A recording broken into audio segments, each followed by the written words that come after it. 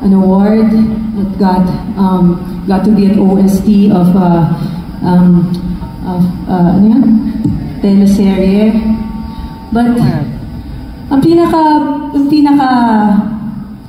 nagpapasaya sa akin na part doon is yung mga tuwing nakakatanggap ako ng messages from random people saying na, alam mo, thank you ate kasi ito yung naging theme song ko nung single pa ako. Sino kaya nakaka-relate? Ang single pa nung mga panahon na yun, ito yung kinakanta. Ito yung pinapakinggan nyo. Sana maalala nyo, okay? Sample ako na lang kayo.